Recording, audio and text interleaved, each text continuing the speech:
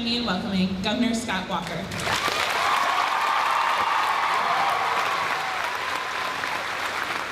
Good evening.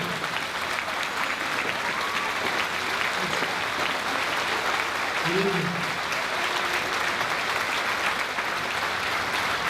It is an honor. I first want to begin, just as you heard from your director, giving thanks. I want to particularly thank the American Legion Auxiliary and the American Legion.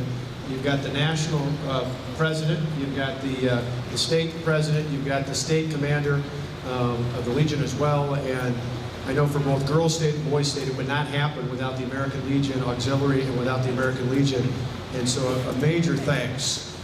I can say that not only to all of you here, but I can say it personally. My interest in public service started in 1985 when I attended Badger Boys State and Boys Nation, in that case in Ripon College and then in Washington, D.C., and that's where I got an interest in public service. In my family, it started even before that. My mother went to Girls State in 1955. My father was a year behind in 1956. And to all those parents who dropped their daughters off last Saturday, I was a parent too, picking up my two sons, one who was a counselor at Boys State, who got done last Saturday, the other who was a citizen at Boys State.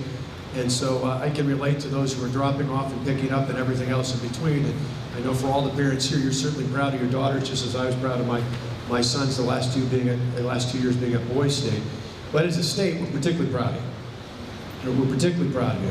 And I want to tell you that some of you at dinner heard me talk about this, but I know you're going to have friends here, and many of you, I can say with absolute certainty, will have for the rest of your life. My mother met a woman by the name of Jewel Sims, who lived on her floor at Girls State in 1955.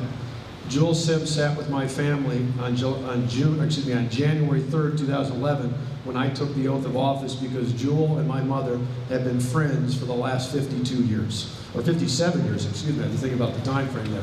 And so there are friends, whether it was your roommate, whether it was someone you ran with office with, whether it was someone you were in the band or the choir with, there are young women here tonight that could very well be friends for the rest of your life. And they'll have an impact not just on the two of you or 3 or 4 of you, you'll have impacts on people's lives and their families and everything else out there. So first and foremost, treasure the friendships that you have with your fellow citizens, with your staff, with all those here, and include that not just in your senior year, but all that you do in the future. Secondly, certainly thank your staff. I know I was doing the numbers last week. Jennifer, I was just walked in with, is one of my staff members in my office, who's a counselor here. But I was last Wednesday and Thursday was in Washington, the director of my DC office, went to Girls State and Girls Nation. A number of other people in my office have gone both to Boys State and Girls State, as well as Boys State, or Boys Nation and Girls Nation. I know just what a tremendous impact it has, but not just for those in government. There's a lot of people I know who are teachers and doctors and lawyers and foremen, or great moms and dads out there who went to Girls State and Boys State, and I know that's certainly going to be something great for you as well. The last thing I just say is a reminder about what this is all about and why the Auxiliary and the Legion put on both Girls State and Boys State about. It's particularly, I see a number of veterans here, it's because of what they fought for. Last Thursday on my way home, Wednesday afternoon, I was at speaking at the U.S. Chamber of Commerce. Wednesday night I spoke to a class from the Les Aspin Center from Marquette University in our nation's capital. But Wednesday before I left, I went back home to come to the Capitol and to go up to Ripon College from Boys State. I made a stop over at Walter Reed. Walter Reed, every time I'm there, I always think, the first time I'm there I thought I'd be depressed. If anything, I'm inspired. Because Walter Reed is where most of the young men and young women who come back from places like Iraq and now Afghanistan come when they don't have a limb or two, when they're people who literally put it on the line, and you'd think they'd be depressed, but so many of them leave us being inspired by how optimistic they are about life and the opportunities they have. Oftentimes, not just at Walter Reed, but when I see deployments of men and women from the Guard, particularly here in Wisconsin, that go off, for many of them on their second, third, or more deployments to places like Afghanistan, people ask, where does that come from? Where do people get the courage to do that? I said, really, it's part of our history. Many of you know that from your classes about the history. You think back more than 150 years ago when the start of the Civil War happened in Wisconsin, we were barely born as a state. We started in 1848, 1861. We were just over a dozen years old. And yet Wisconsin sent 91,000 soldiers to fight in the Civil War. 12,000 of whom never came home. That's 1 out of every 9 men, woman, and child at the time fought in the Civil War, even though it was far removed from our borders, even though it didn't have a lot to do with the things we were doing in Wisconsin. We sent soldiers to fight on the Union side back 150 plus years ago.